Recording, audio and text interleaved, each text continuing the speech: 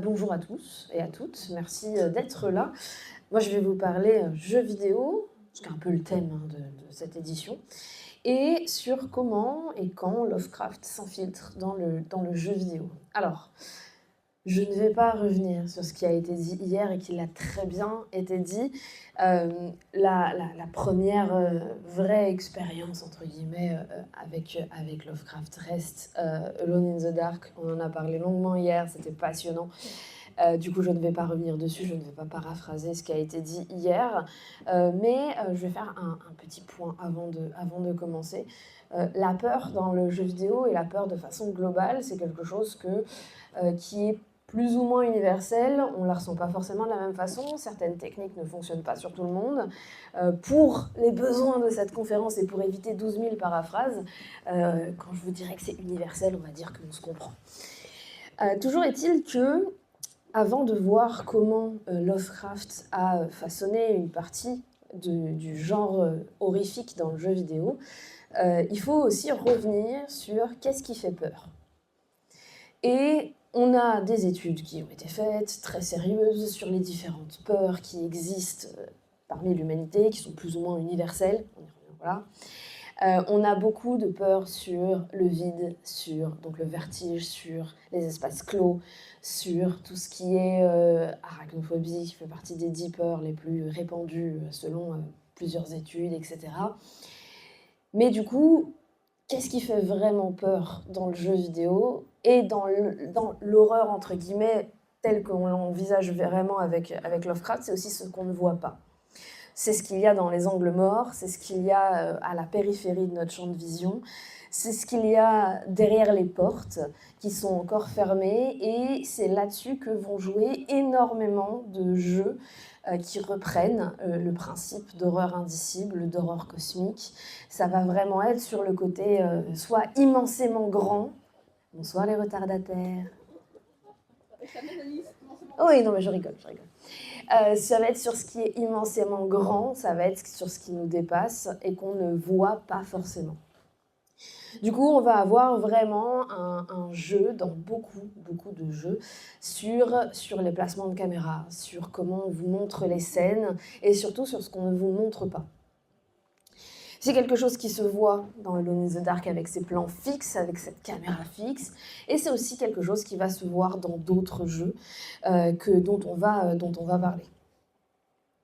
Alors, je vous ai spoilé 2 secondes. J'ai aussi pris le parti, parce que je pense que nous sommes une assemblée de connaisseurs de Lovecraft, j'ai aussi pris le parti de vous parler aujourd'hui de jeux qui n'ont ni Lovecraft ni Cthulhu dans leur titre, et qui font appel à l'horreur lovecraftienne sans forcément la nommer, et qui s'inspirent des travaux de Lovecraft, des textes de Lovecraft, etc., sans forcément les nommer, sans forcément les mettre en avant, mais juste avec ces atmosphères, ces ambiances, ces façons de faire et de présenter l'univers, ces monstres cachés qui sont importants, mais aussi avec une chose qui arrive dans le jeu vidéo, avec le survival horror, avec Lovecraft aussi, qui est la notion de santé mentale.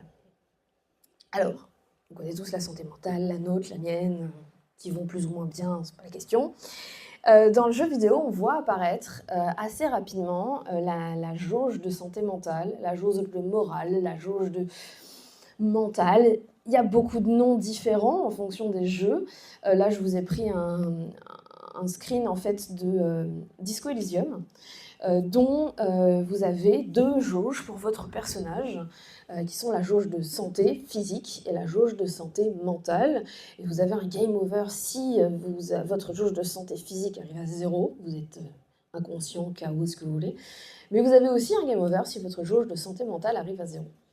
Et cette composante de santé mentale vient aussi des jeux d'horreur, est présente dans d'autres jeux, mais vient de là, et vient aussi de Lovecraft.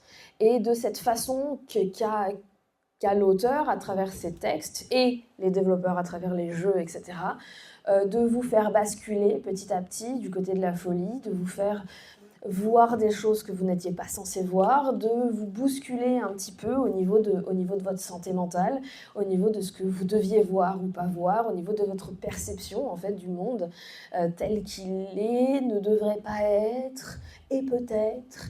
Vous ne vouliez pas le savoir, mais tant pis, vous êtes déjà dedans. Et cette composante de la santé mentale, elle est importante parce qu'elle va proposer des mécaniques de jeu qui sont différentes.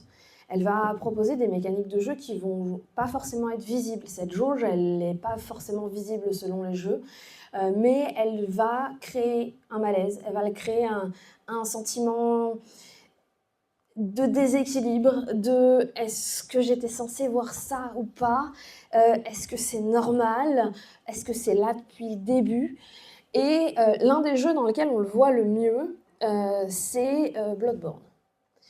Bloodborne, dans la série donc, de chez From Software, qui pour ceux qui ne savent pas forcément, le dernier c'est Elden Ring qui est sorti il y a quelques années déjà, mais voilà. Bloodborne qui reprend ce principe-là d'une façon très simple. Vous arrivez dans une ville avec une ambiance un peu gothique, étrange, sombre, il se passe des trucs chelous dans cette ville, on va pas se mentir. Et petit à petit, vous allez discuter avec les gens. Et en discutant avec les gens, vous allez vous rendre compte qu'il y a des choses dont on vous parle que vous n'aviez pas vues, mais apparemment vous êtes passé devant. Comment ça ? Vous allez continuer à explorer la ville et vous allez vous rendre compte qu'au fur et à mesure des connaissances que vous obtenez, au fur et à mesure de ce que vous voyez ou vous ne voyez pas, des boss que vous allez battre, parce que ça reste un jeu From Software basé sur la difficulté, les boss, etc., des choses vont apparaître. Des choses et des créatures étranges vont apparaître dans les recoins sombres, sur les toits de certains bâtiments. Est-ce qu'ils sont là depuis le début ? C'est la question, et en fait, vous allez vous rendre compte que plus vous explorez cette ville, et plus vous allez en dévoiler l'horreur, plus vous allez en dévoiler le bestiaire caché, qui était en réalité là depuis le début, mais on vous le montre petit à petit. Et on a vraiment cette idée de, alors moins de jauge de santé mentale dans ce jeu, mais cette idée de dévoiler ce qui a été caché et de dévoiler ce que vous n'étiez pas encore prêt à recevoir et à voir, l'horreur indicible que vous n'étiez pas encore prêt à percevoir, pour finalement vous la prendre dans la tronche, les 3/4 du temps, avec violence, mort et répétition. Puisque le jeu est vraiment basé sur la difficulté et sur le fait que vous allez essayer de vaincre les différents monstres et créatures, dont certaines sont issues du bestiaire, on va dire, de Lovecraft, et de ces créatures cosmiques. Ce qui est intéressant à voir aussi, c'est qu'au niveau des inspirations qu'a eu Lovecraft dans le jeu vidéo, donc ça a duré des années et des années, c'est encore le cas aujourd'hui. Et je vais aussi vous parler de jeux qui sont des jeux indépendants, sortis ces dernières années, des nouveautés, entre guillemets, qui font appel à différents concepts Lovecraftiens, à différentes créatures. Et l'un de ceux qui a fait le plus de bruit ces derniers temps, c'est un jeu qui est sorti il y a 4-5 ans, je crois, qui s'appelle Dredge. Et alors, Dredge montre aussi que on va mettre un peu Lovecraft, pas à toutes les sauces, mais on va le mettre dans des jeux où on n'aurait pas forcément pensé à le mettre. Dredge est un jeu de pêche Lovecraftien. Voilà. Vous êtes un pêcheur qui a fait naufrage. Bon, jusque-là, tout va bien. Bon, la seule chose, enfin, tout va bien, ça se discute. Mais vous vous retrouvez dans une ville étrange et vous connaissez pas la carte, vous savez pas où vous avez atterri, c'est un peu bizarre. Surtout, les gens sont très très très bizarres dans cette ville.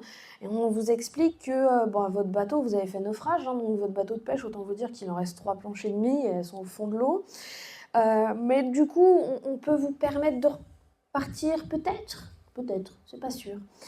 On met à votre disposition un bateau et on vous dit que il va falloir payer quand même un peu pour votre hébergement, le bateau, etc. Et pour cela, vous êtes pêcheur, alors allez à la pêche.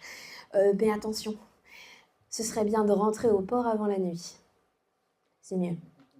Vraiment mieux. Parce que les autres, ils sont pas revenus. On se rend compte dans Dredge plusieurs choses. Si vous êtes de ces joueurs et joueuses qui écoutaient les consignes. Vous revenez avant la nuit et vous ne vous rendez pas forcément compte de l'œil qui s'ouvre à la nuit tombée en haut de votre écran. Alors là, pas sur cette capture d'écran certes, mais qui s'ouvre en haut de votre écran et qui est la jauge de panique. Alors c'est une autre façon d'appeler la jauge de santé mentale, qui est la jauge de panique, et ce petit œil à la nuit tombée va commencer à s'affoler. Il remplace en fait la boussole qui est en haut de votre écran. Il va commencer à s'affoler, à devenir fou, à vraiment clignoter, à aller à droite, à gauche. Il voit des trucs que vous ne voyez pas encore.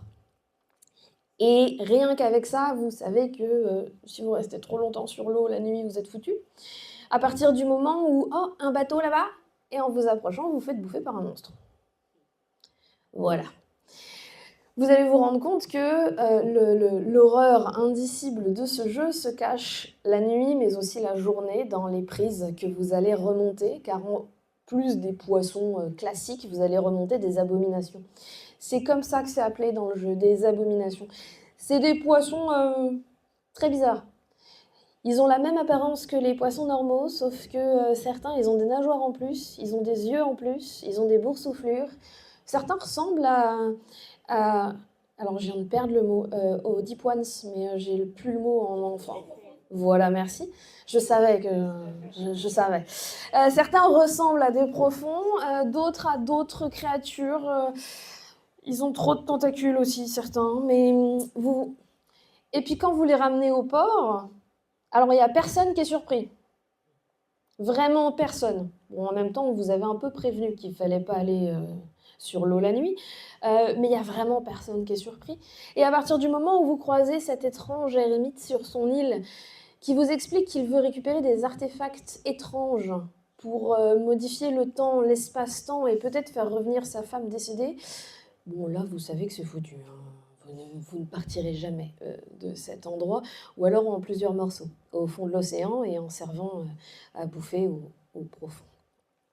Le jeu est vachement intéressant par plein de points de vue, ne serait-ce que par le côté horrifique qu'il met en place, sans jamais mentionner Lovecraft, mais on l'a tous reconnu. Vous voyez 3 images, vous l'avez tous reconnu, ne serait-ce que par les créatures que vous allez croiser la nuit et parfois la journée. Il y en a quelques-unes qui se sont égarées. Dans les designs des différents poissons, etc. C'est une façon, avec des jeux modernes, avec des jeux récents, etc., de mettre en avant l'univers de Lovecraft sans forcément le nommer, sans forcément le rattacher à Lovecraft, mais en laissant les joueurs et joueuses être suffisamment curieux pour aller voir ce qui se fait d'autre dans ce type de jeu horrifique, et aussi pour proposer un jeu un peu sympa qui est un jeu de pêche horrifique. C'est vrai que dit comme ça intrigue.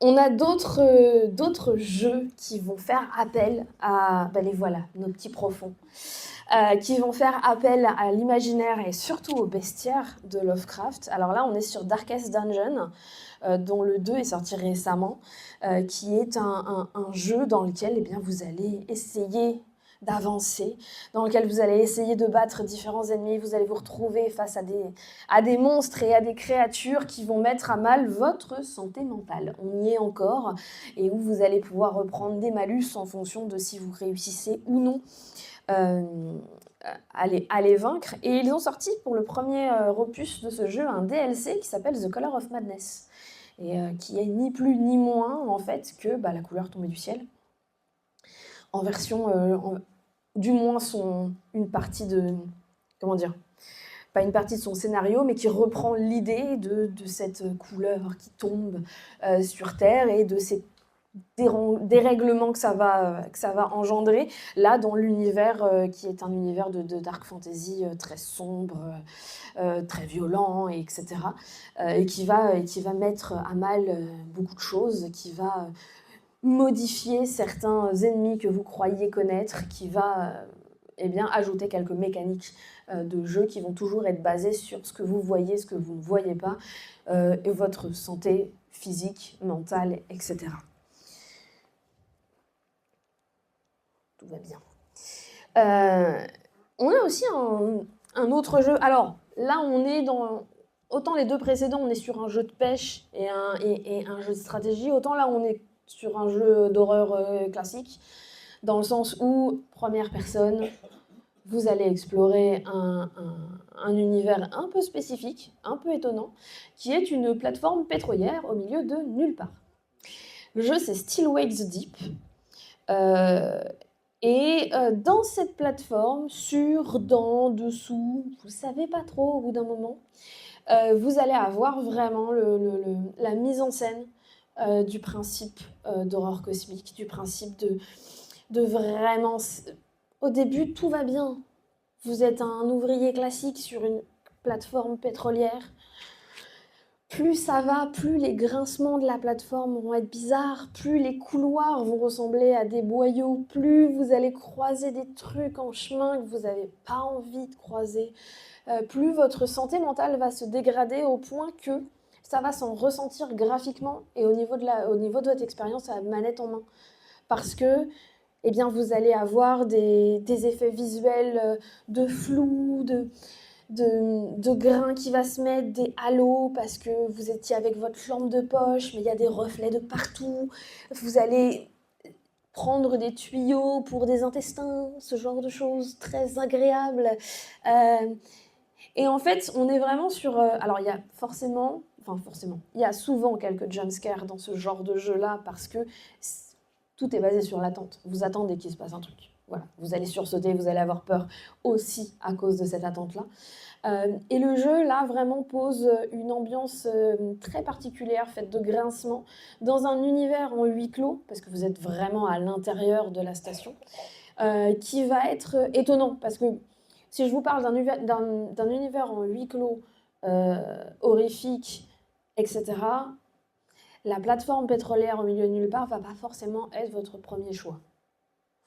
On va penser à des bateaux militaires, parce que comme ça, on peut ajouter un côté armement déjà présent, etc. Ça peut être un sous-marin, ça a beaucoup été fait aussi. Ça peut être une maison hantée, ça peut être... Mais la plateforme pétrolière fait partie des univers qui sont un peu étonnants et qui sont très bien mis en avant dans ce jeu relativement court, qui, à mon sens, personnellement, a un défaut, en vrai, par moment, il n'est pas super clair. Bon, après, est-ce qu'on demande vraiment à Lovecraft d'être très très clair et très explicite sur certains trucs? C'est pas sûr. Mais voilà. Mais ça reste une expérience de jeu très intéressante. Dans les autres expériences de jeu, je voulais vous parler de Age of Sanity, qui est un roguelite avec un graphisme... Alors moi j'aime beaucoup le dessin, mais voilà. Avec un graphisme qui reprend... alors je pense que rien qu'avec l'image du jeu... Oui, qui est de ce côté-là. Rien qu'avec l'image du jeu, on sait où on est. Qui reprend l'univers Lovecraftien, qui reprend les créatures à tentacules et autres monstruosités cosmiques, qui reprend ces yeux immenses qui vous regardent à travers le temps et l'espace et qui savent ce que vous avez fait, ce que vous allez faire, ce que vous n'avez pas encore fait. Et on a vraiment ce côté-là qui est très bien rendu graphiquement, que ce soit par des flashs, par des choses qui vont être visibles ou pas visibles, des choses que vous pensez qui vont être visibles mais qui vont le devenir petit à petit, ou des bouts d'éléments dont vous allez avoir connaissance plus tard. Ça fait partie des jeux... Alors, autant les autres, j'y ai joué, autant celui-là, non. Donc, je vous avoue que j'ai beaucoup regardé de choses dessus pour préparer cette conférence, mais je n'y ai pas encore joué. Mais ça fait partie des jeux qui ont un principe intéressant avec le côté roguelite, avec le côté on recommence. On recommence.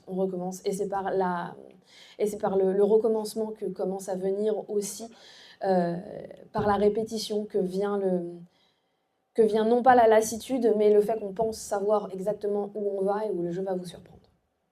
C'est ça qui est intéressant avec ce type de mécanique-là. Je vous ai dit que on allait retrouver Lovecraft dans des jeux avec des gameplays qui parfois changent. Et donc, pourquoi pas Lovecraft en FPS? Voilà. Donc en first-person shooter, flingue à la main, dans un univers avec des créatures Lovecraftiennes et des nazis, parce que faisons tout ensemble. Et nous avons un jeu qui s'appelle Forgive Me Father, qui reprend graphiquement l'univers de Lovecraft, comme vous le voyez à l'écran, avec ces soldats. Alors, à la limite, ça aurait été pour l'année dernière, de ce que j'ai compris du thème de l'année dernière, avec ces soldats de la Première et Deuxième Guerre mondiale, parce qu'on est dans un univers post-apo, avec ce côté shooter, qui, eh bien là, cette fois, d'une certaine façon, votre jauge de santé mentale, c'est plus vraiment une jauge de santé mentale, mais ça va être vos munitions. Parce que quand il n'y en a plus, eh ben, ça pue un peu. Mais où on va avoir aussi, comme je vous l'ai mis au centre de l'écran, des références à Lovecraft, qui vont être parfois très claires, puisque là, alors je ne sais pas si vous pouvez lire ce qu'il y a écrit. Oui, vous y arrivez, très bien. Où vous avez une référence là à Providence. Où vous avez une référence au côté très épistolaire de certains récits de Lovecraft. Et alors c'est un exemple de lettre, parce qu'en réalité il y en a plein d'autres. Il y a plein d'autres documents et autres livres que vous allez trouver au long de votre aventure et qui va avoir ce côté-là de vous donner des pistes sur le fait que vous êtes bien dans un univers Lovecraftien, même si au vu des créatures on s'en doutait un peu, quand même. Je vous ai dit des jeux étonnants. Voici un jeu de gestion avec des cartes qui s'appelle Cultist Simulator, qui, alors à mon grand désarroi, est intégralement en anglais malheureusement, et qui, alors, uniquement parce que j'ai parfois du mal à lire en anglais, mais ça c'est pas grave, et qui est un jeu très intéressant, qui ne dit jamais vraiment qu'il est Lovecraftien, mais bon, on va pas se mentir, il y a beaucoup de choses qui font penser que, voilà, à partir du moment où vous commencez à gérer des cultistes dans une société secrète qui vénère une divinité hors du temps et de l'espace, cachée entre les mondes, qui dort et qui rêve, on commence à s'en douter un peu. Il n'y a pas trop de suspense là-dessus.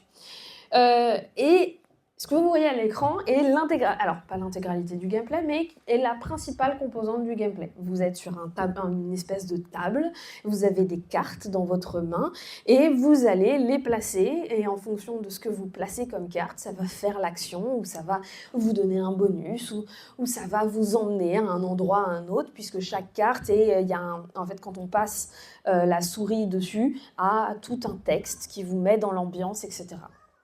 C'est un mélange entre un jeu de gestion et un jeu narratif, parce que je pense que par certains aspects, s'il y avait eu juste les textes, ça aurait été très intéressant. Ça, c'est tout aussi intéressant, puisque c'est vraiment un jeu qui est basé sur ses textes et sa narration, et où les jauges que vous voyez là, de ce côté-là de l'écran sont juste le temps que vont prendre certaines actions pour soit se terminer et vous apporter de nouvelles cartes pour avancer dans votre aventure, soit vous rapporter de l'argent, de la santé, des heures de sommeil, etc.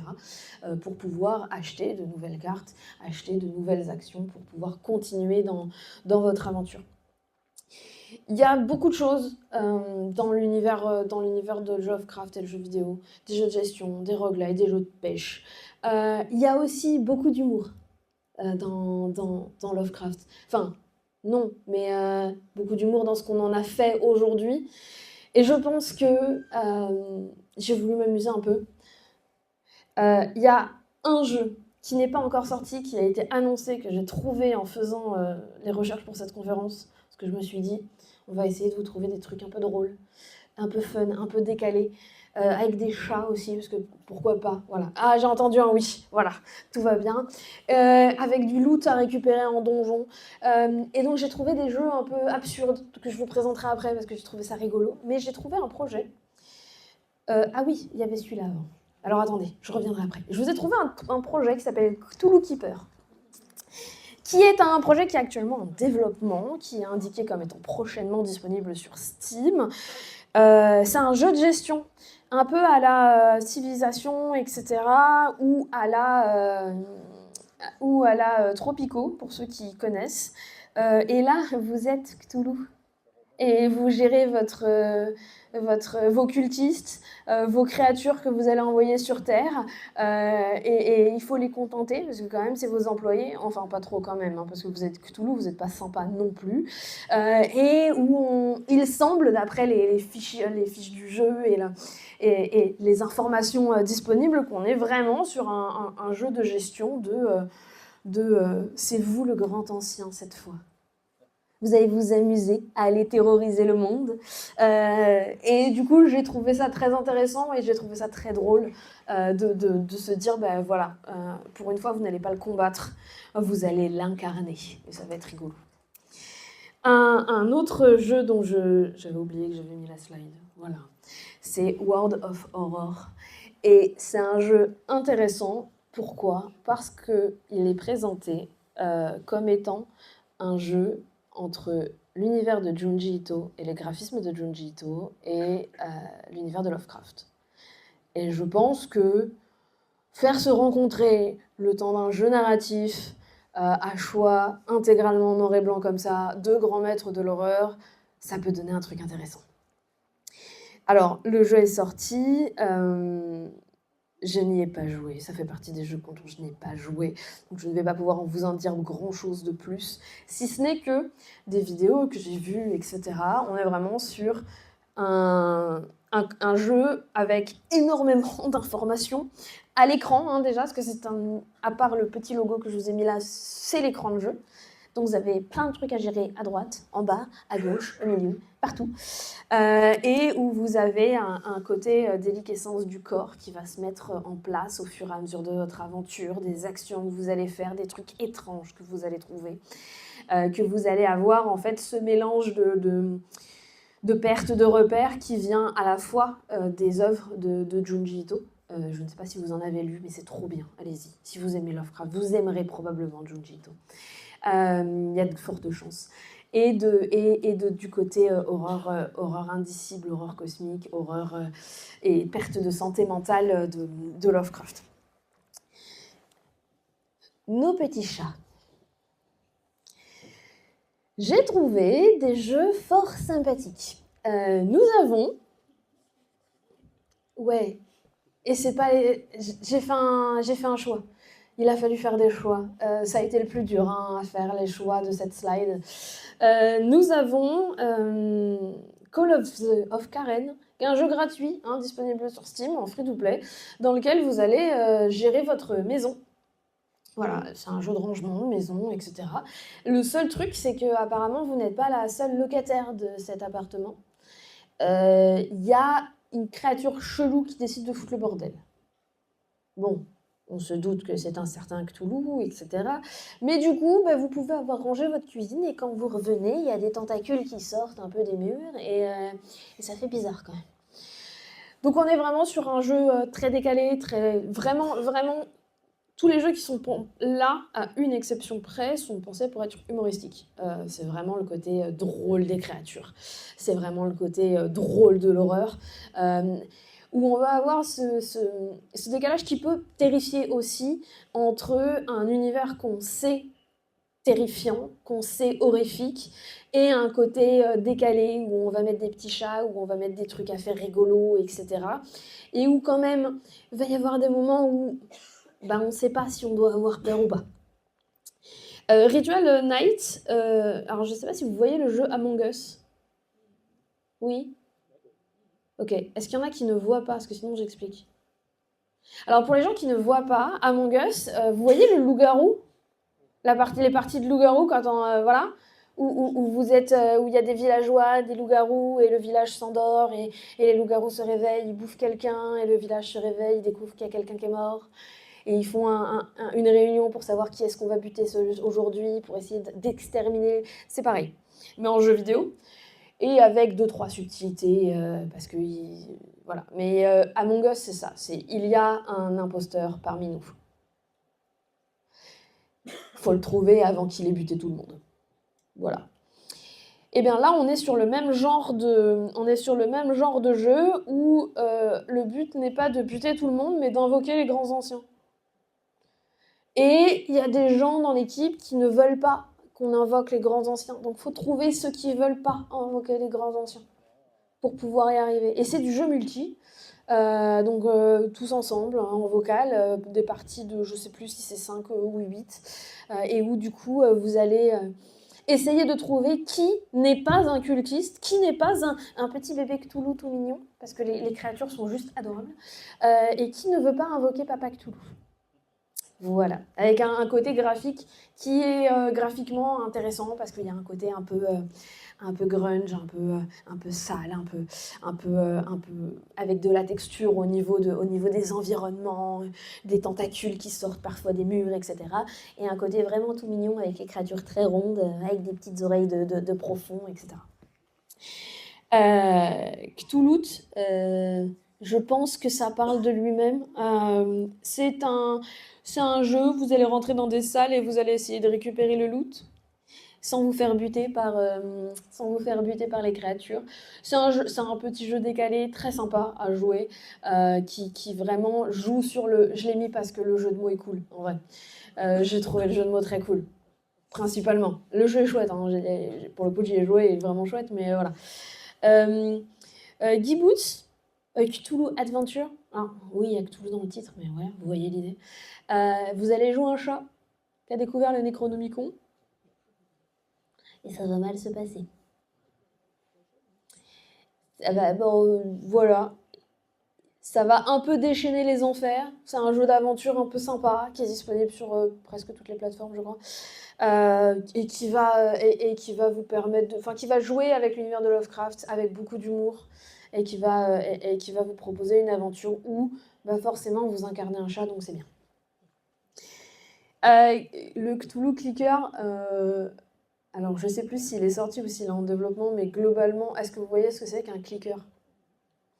Pour ceux qui ne voient pas, c'est un jeu sur lequel le principe, c'est un jeu incrémental, voilà, pour ceux qui aiment les maths, sur lequel vous allez cliquer pour pouvoir faire des dégâts, pour pouvoir obtenir des pièces, alors là des âmes en l'occurrence, parce qu'on est dans l'univers de Lovecraft, pour pouvoir acheter des upgrades et des améliorations qui vont cliquer à votre place. Et globalement, c'est un jeu qui joue à votre place.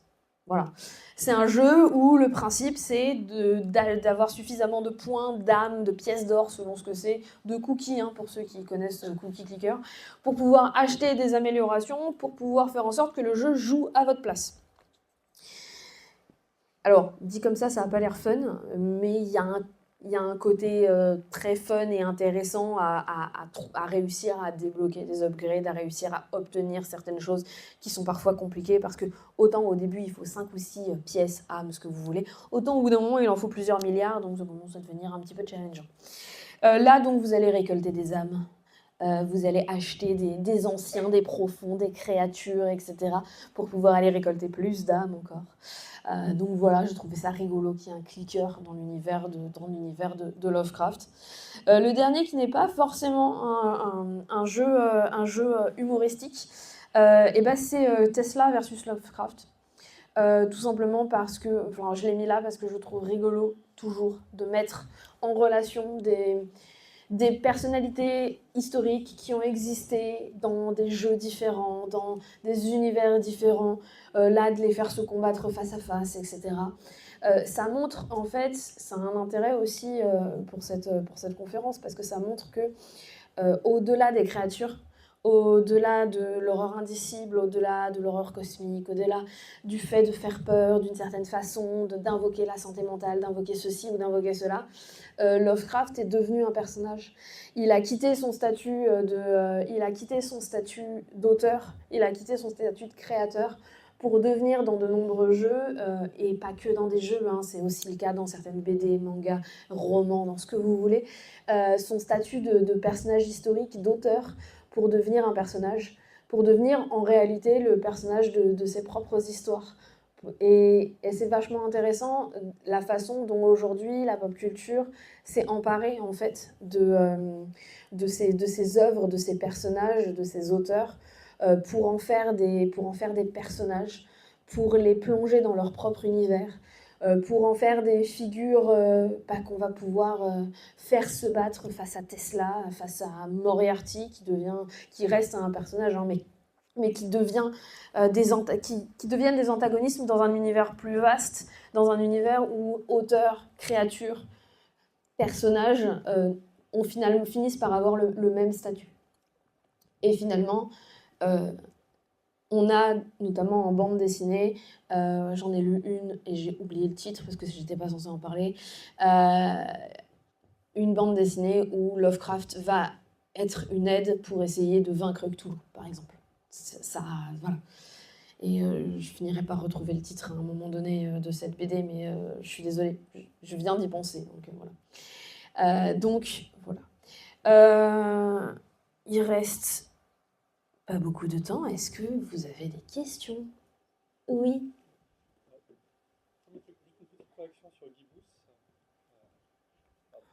Juste une petite correction sur Guibous. Oui. On ne joue pas le chat de mémoire, on joue un personnage humain et le chat est un PNJ qui nous accompagne.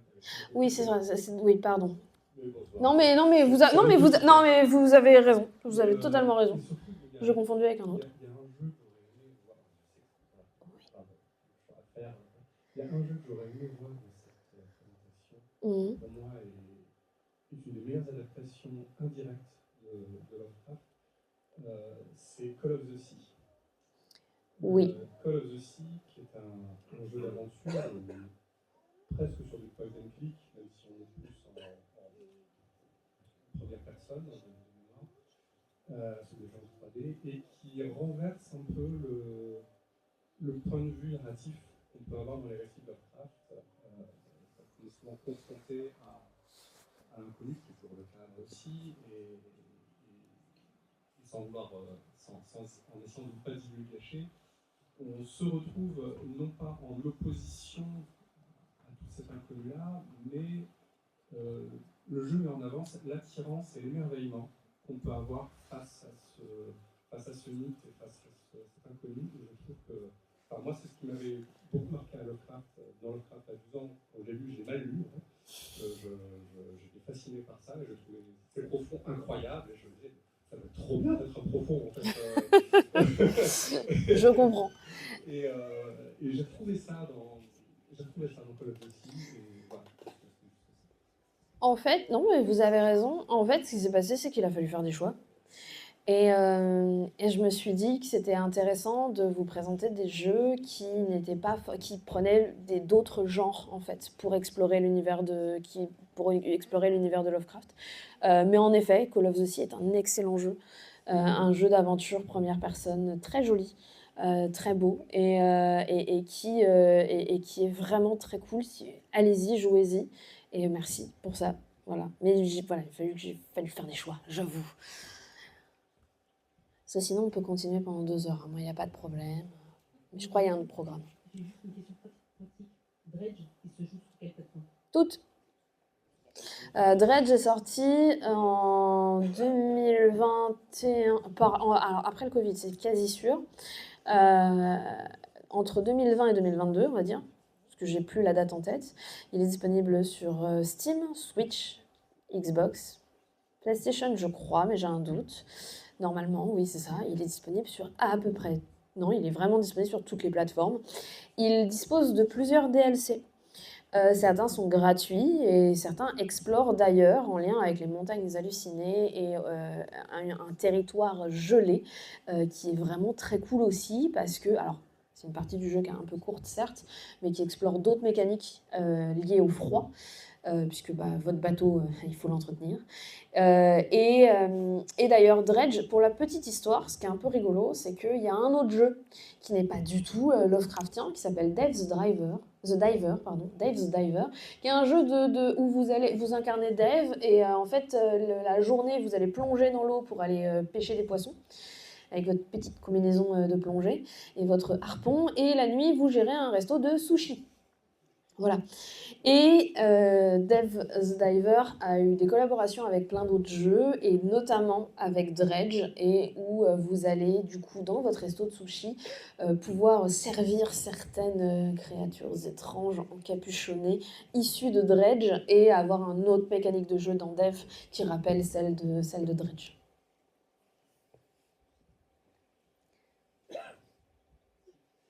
J'étais curieux d'avoir votre avis sur... au début de votre présentation, vous avez fait une liste de plusieurs mécaniques autour de la santé mentale, de la peur, de l'indicible, de tout ce qui est caché. Personnellement, c'est surtout mon opinion, je ressens souvent un décalage entre des fois le jeu qui me dit là t'es fou, là t'as peur, là c'est inquiétant. Et moi qui suis là, me dire bah non, c'est une barre qui a baissé, c'est une mécanique de jeu. Est-ce qu'il y a pas un peu je voulais avoir votre avis sur ce décalage qu'il peut y avoir des fois entre ce que le jeu m'informe, ce qu'il me dit, le personnage est faux, quelque chose est arrivé, justement le joueur qui va, des fois on peut prendre une certaine distance avec ça, et ça devient plus qu'une mécanique, et justement ce côté, la folie, la peur, elle se perd un peu. C'est compliqué justement Lovecraft avec la littérature, il y a l'imaginaire qui joue quand on lit. Et quand on lit,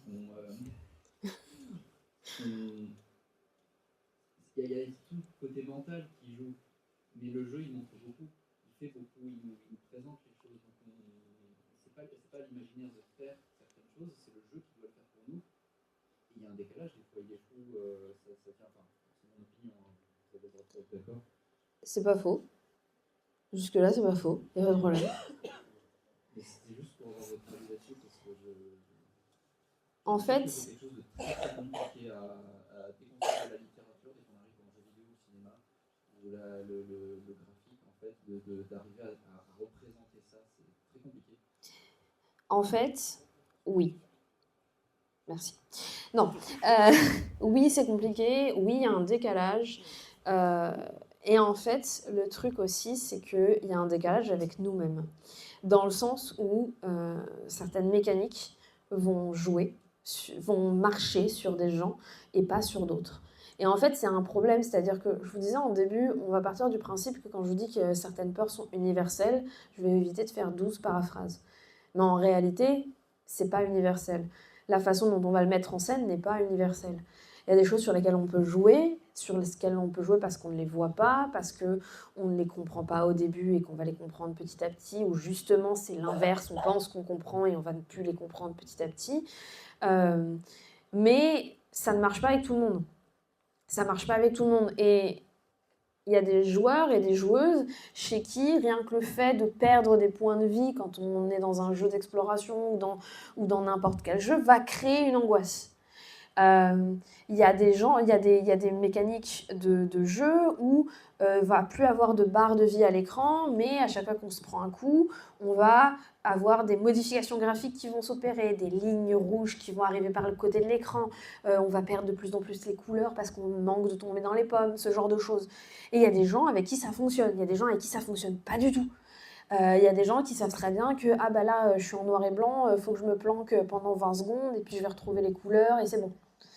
En fait, le problème, il est là, c'est que c'est trop cool de faire passer des émotions et des sentiments et des sensations par le jeu vidéo, mais on ne pourra jamais tous ressentir exactement la même chose au même moment parce qu'on n'est pas touché par la même chose. Et c'est un équilibre qui est super dur à trouver, aussi bien pour les gens qui développent les jeux, j'en vois quelques-uns dans la salle, ils vont probablement pas me contredire là-dessus, que sur nous, en fait.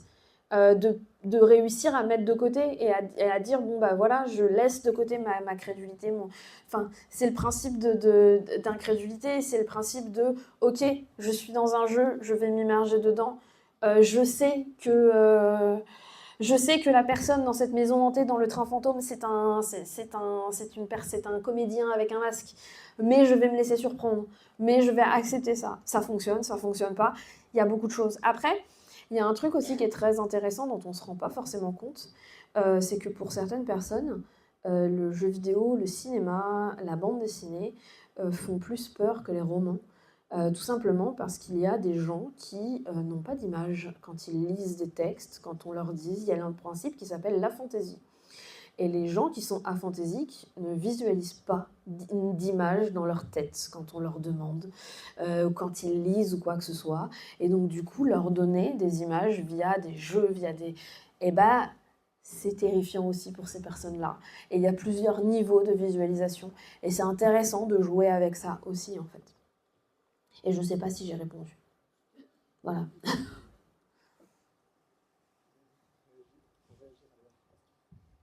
Pour réagir vite fait à la dernière question, effectivement, quand la santé mentale, c'est des barres de vie secondaires, c'est pas forcément. Il peut y avoir un décalage avec le joueur. Par contre, il y a des jeux qui laissent cette barre invisible et font apparaître des hallucinations, des choses comme ça. Ou des artefacts graphiques. Voilà, et alors, il me semble que c'est le cas de Dark Commanderverse, mais je ne suis pas sûr de moi. Voilà. Mais il y a des exemples où, du coup, cette barre de santé mentale est diégétique. Et pour le coup, c'est cool. Et il y a des exemples où on a cette barre de santé, on a cette barre de santé mentale et les hallucinations qui vont avec quand elles descendent. Et il y a plein d'exemples différents, en fait, parce qu'il y a plein de façons de faire. Et il y en a probablement qui restent encore à inventer. Alors, je crois qu'il y a une question là-bas. La dernière. Après, je suis là toute la journée. C'était juste rajouter une micro-réaction. Dans les trucs qui font peur, il y a beaucoup de jeux aussi maintenant qui jouent sur des graphismes au contraire très simples. Genre sur du pixel art et tout, où mine de rien, l'imagination est à nouveau sollicitée un peu comme dans un livre. Je pensais par exemple à Excavation of Sparrow, de Frank Horror, où là en fait on est obligé d'imaginer, parce qu'on part vraiment sur du pixel art, donc ça joue un peu comme le bouquin pour moi, voilà. Oui, il y a toute une esthétique qui reprend aussi le principe des cassettes. Des cassettes un peu à la Blair Witch par certains moments, caméra à l'épaule, cassette avec des artefacts dessus où vous ne savez pas si c'est des artefacts de l'enregistrement ou des trucs qui ont été captés et qui ne devraient pas l'être, etc. Après, il y a énormément de jeux qui reprennent plus ou moins des principes Lovecraftiens, qui reprennent... Dans les jeux d'horreur, on a très très très souvent des références de toute façon, et il y en a énormément qui sont sortis, vraiment énormément. Voilà. Merci. Merci beaucoup, Lélie, pour cette accueil.